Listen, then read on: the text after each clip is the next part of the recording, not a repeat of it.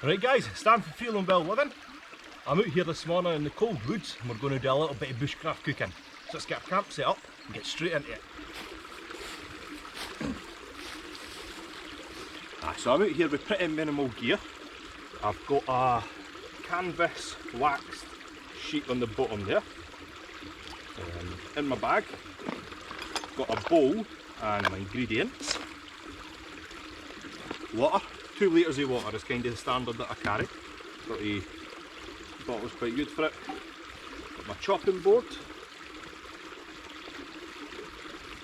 cup, wee drink for the food, pair of leather gloves. These are always good to have if you're cooking on a fire. But stuff's too hot to handle yourself, so they make it much easier. I've got my fire lighting kit, my tinder kit. Probably going to try and start the fire with flint and steel today. It'll be a wee bit harder, but it'll work. I've got my spoon knife, just because I want to try and widen out that bowl. Little coffee pot, wrapped up in some white cloth.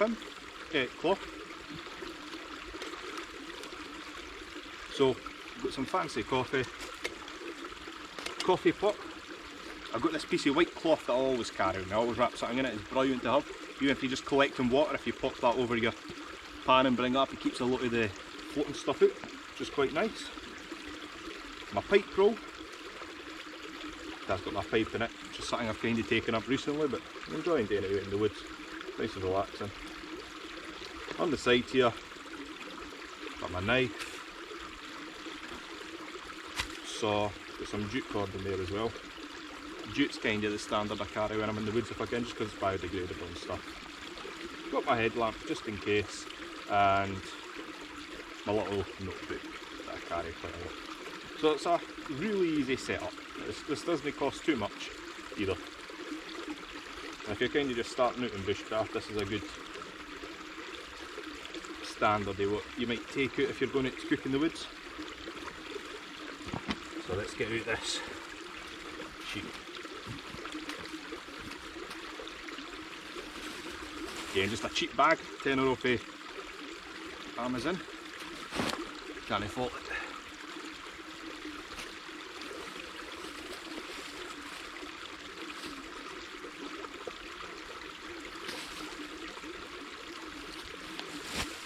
So that's a 9 foot by 12 top. But if you keep it kind of folded, it gives you a nice thick layer. Good for all this sort of stuff. Get my stuff laid out in here. I'll be about setting up a wee camp pit and a wee fire pit.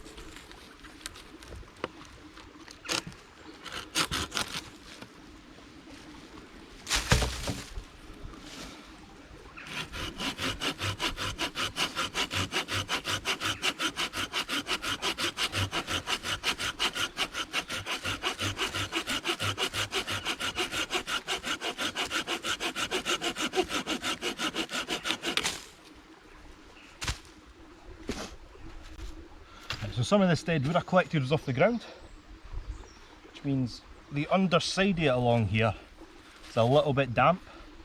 So what I'm going to do is just batten these up. So I'm just taking my knife, popping it in the middle, getting another branch and hitting it in. Make sure you got something underneath that isn't going to damage your knife if it goes all the way through. Once you get to about here, you can take the stick and start to twist it normally. But this one's a little bit thicker, so I'm just going to keep hitting it through. And what this does is expose the dry inside a little bit more. So I'll do that with a couple of them. I'll maybe even split these into quarters. So all we're doing is exposing that dry surface area. That's a bit of a bad split. So we've got more now, so we've got a slight little damp bit on the back. Bark's just falling off of that. Then we've got some nice dry bits there. And this is quite good for setting your fire on. So you split a couple of these, then you place them down and make a little bed. So you'd have them kind of like that. Set your fire on there. Keeps it up off the damp, makes it much easier to start fire in wet conditions, especially if you're in Scotland. It's kind of a priceless tip to know. Split your wood, raise it off the ground. So what I've got here is my little tinder kit. And in here I've got kind of my secret weapons. So I've got my flint and steel wrapped up in here. Got some good amadou for starting that fire that I'm going to use. But I've also got some fat wood and some wax impregnated pine wood. It's been frosty this morning, conditions are a bit damp, so I'm going to take one of these little pine wood bits and I'm just going to batten it off into little kind of matchstick sized sticks. That's just going to help me get the initial fire going. Once I've got that done, it's easier to get everything else up and going. Right, so I got that. I've got a few pieces of birch bark that I collect. I'm going to put them in my tinder bundle. I do have my fire steel and I've got a lighter as well, just in case I need that. I've also got some char cloth I made in here. I'll try to save that just because I like using the amadou. Piece I was kind of working on earlier. So what I'm going to do is, I've got plenty of it now and I'm about to collect more. So I'm going to take a decent chunk off of that just with my knife. A lot of the time what I'll do is just use the whole amadou, spark onto it and then tear off the piece that's lit. But I'm just kind of getting it prepared so that I can put this away again. Nah, I'm not going to use my... Actually, nah, I'll keep a wee fat wood stick out as well. Maybe use some of that. So you've probably heard that 1,000 times on YouTube, but the key to getting a fire going is being prepared. So I've already got my wood set up over there, well, most of it anyway, enough to get the fire established, then I can pick up bits and bobs as I'm going about. I got my kindling, which I'm going to use. I'm going to go and collect some dry hay. There's a wee meadow just a couple of 100 yards down there. I'll go and get that. Got my flint and steel. And I'm going to make a little nest so that once I've caught the spark on the amadou, I can move it into the nest, fan it into flame, and then I'll have a little kindling pile. So that's where I get the fire started initially. So you go kind of tinder into kindling or into a nest, into kindling, then into fuel. Just kind of where we're really established the fire. So I'll get on with that. Right, so now I'm ready to set the fire. I've got a couple of things I need to prep. So I've got some jute twine here that I've just been using to tie up various things while I've been around here. So I'm going to use this in my tinder bundle. All I'm going to do is take it and rub it together, get it nice and fibrous, and that'll go in there as well. And that's really good for catching a spark actually. You can kind of impregnate this with wax and it makes brilliant fire starters. It's as simple as melting a wee bit of wax in an old pot, dropping the string and letting it soak up the wax and then taking it back out. So there we go, so I've got that nice and fibrous. I've got my wee nest, so this is just some dried grass and some dried old bracken. I'm going to do the same with that. Just going to kind of rub it together, get it nice and fibrous in there, and I want it kind of nice and tight. I'm not using a huge nest this time. Just going to put string on the top there. There we go. So I want that to be nice and tight around it. Some nice kind of fibrous bundles inside. Now I also need to do a wee bit of prep on my Amadou. So I've got my knife. I've got these nice fibrous bits at the end. I just want to kind of work them out. So just give it a little twist and a turn. And then if you need, you can kind of drag your knife blade over it.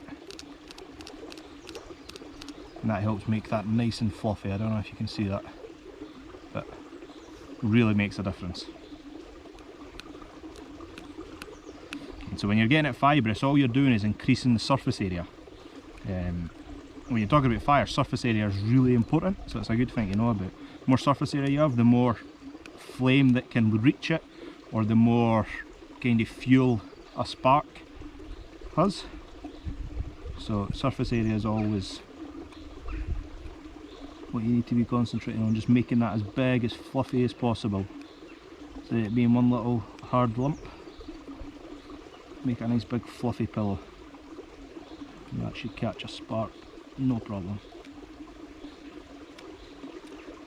There we go, I'll drop a wee bit there.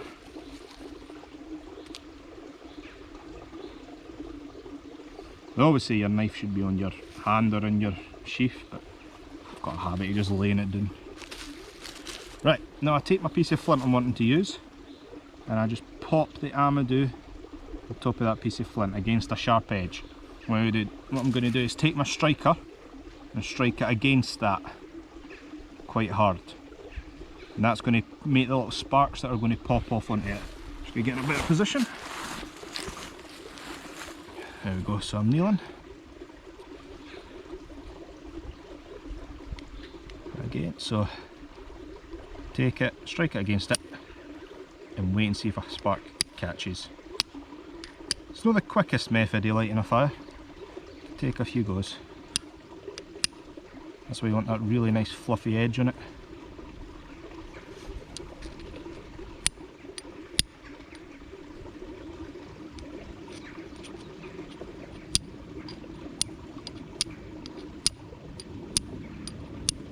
Don't know if you can see the sparks on the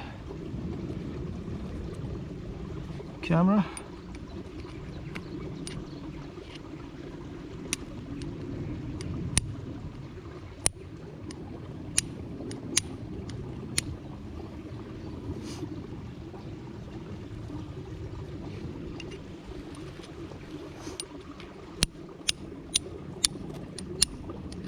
There's close.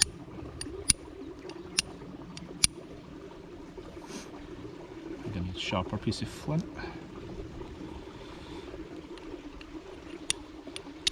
That's better.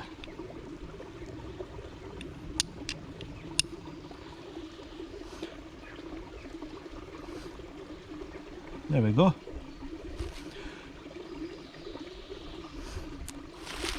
So you might see it's burning.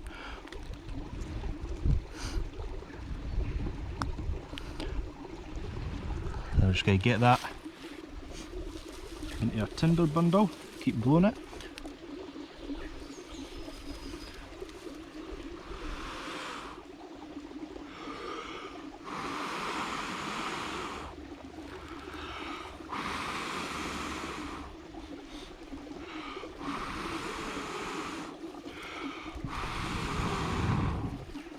There we go.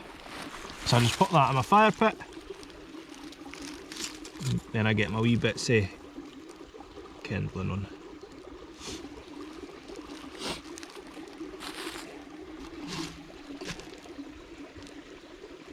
There you go. So people always rush a fire, but once you kind of got that bit going, your fire's all but started. Now we're just kind of nursing the flame, getting those wee bits of kindling up, and just working our way up to slightly bigger stuff. We don't want to smother the flame. So my kind of rule is once the flames get to the top of that piece of fuel you've put on, then you can add more. Never even needed that birch bark. Save that for later. Throw it there now. There we go, so you see, nice and easy. Took a wee bit more work than usual, but that's just because everything's so damp at the moment. We're just starting to come into spring in Scotland, so like when I came out this morning, came here about 9 o'clock, there was a lot of frost on the ground still, a lot of frost cover. But if I can do it with a flint and steel on this, it shouldn't be too hard to get it going with a fire steel. Right, I'm going to get this established and then we'll see about getting some cooking stuff on the go.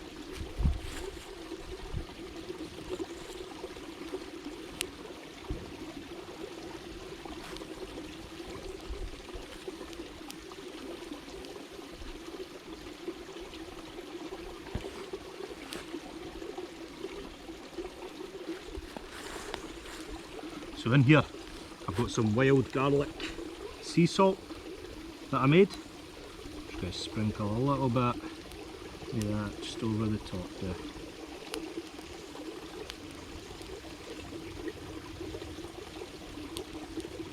If you're interested in the recipe for this, let me know and I can maybe send you it or make another video.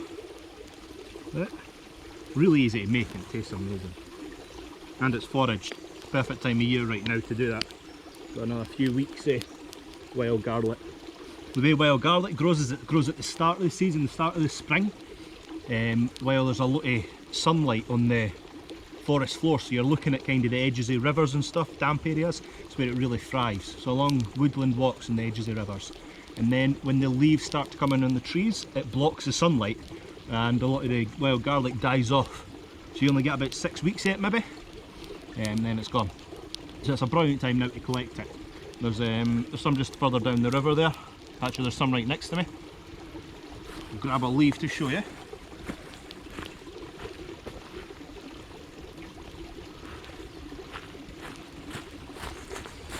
This is kind of what you're looking for with wild garlic. It's this long oval leaf. It's got a nice white flower when it blooms, and there might even be some little flower buds at the moment. But yeah, a long kind of cylindrical leaf with this pronounced vein up the back. But the real giveaway to wild garlic is if you kind of bruise it and crush it and smell it, it's got a really strong garlicky smell. It's not got a hugely strong flavour, it's got a really nice subtle flavour.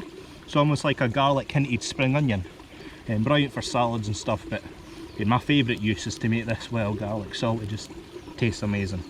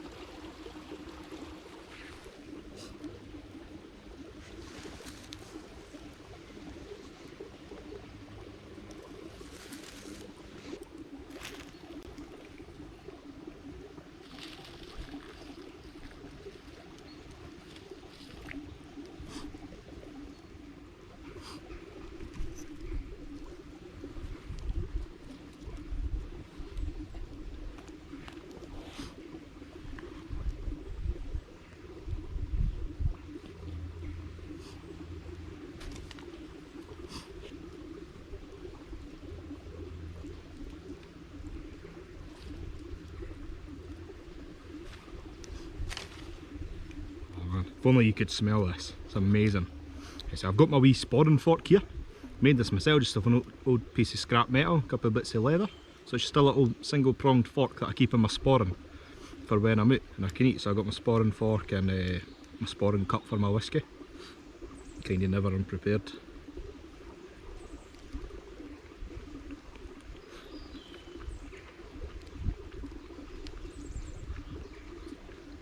That's amazing. So that was it's some smoked pork belly I've got that I threw on there. It's incredible, man. This is just some Scotch beef.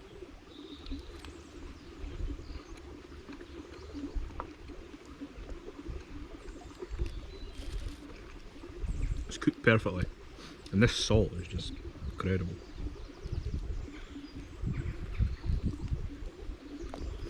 And top it off, I've got the tiniest Tabasco you've ever seen. Came in one of these military ration packs. How do I get the fucking thing open? I came in one of these military ration packs and I've been dying to use this, man.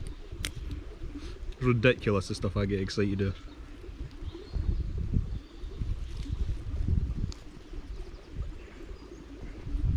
So I like 2 drops in here.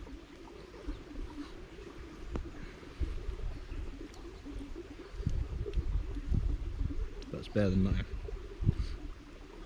Oh man. Love Tabasco. spicy. And obviously, good old Scottish staple. So I got my iron brew and my coffee.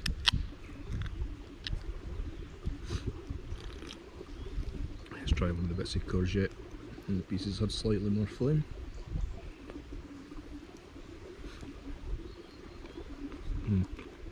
Quite a bit of Tabasco on that.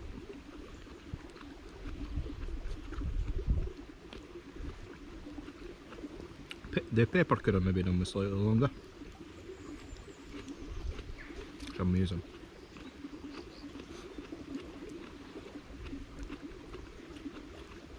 Oh, I'm going to have this. I'm going to catch up with you after. Don't know how many you use a bed roll. There's actually a specific way you want to pack it away, so I'm going to go over that quickly. So I've just kind of folded this into quarters to start with, because it's quite a big one.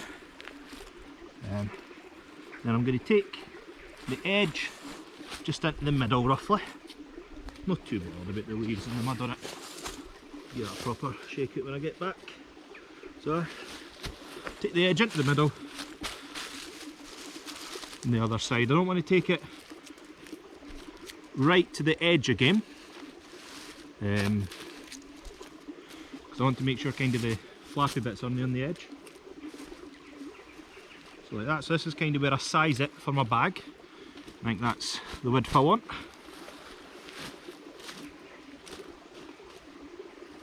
And then I fold up the bottom once or twice, just really need to do it the once. And then roll it for the top down.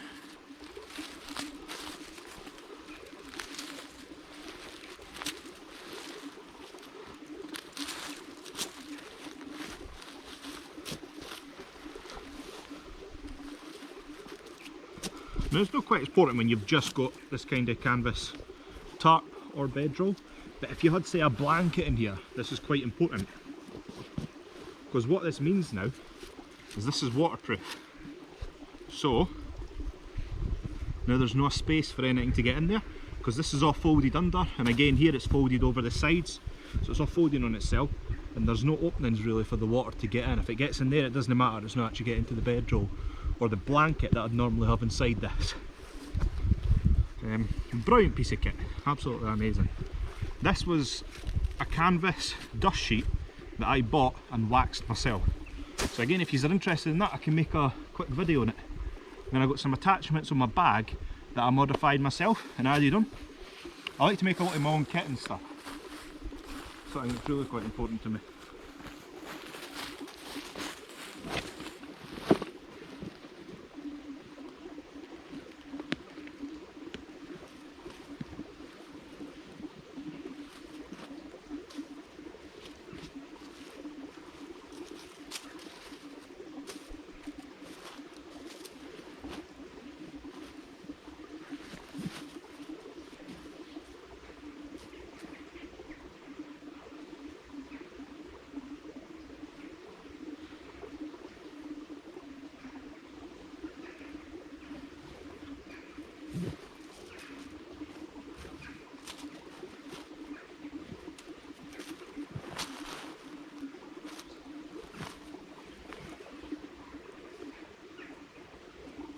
So I think it's quite important to try and get this central in your bag, otherwise you end up with too much weight on one side, and that's a nightmare at times.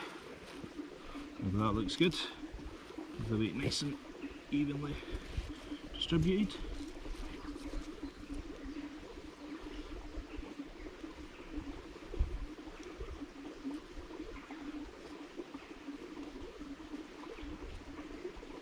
And then that flap we kind of made earlier when we're folding it, I don't put directly on the bottom, but a bit close to the bottom. So that way again nothing's going to pull into it or puddle in it. It's going to run off, but it's not going to be open to the bottom. If I put it down, it's going to pick up all of this stuff.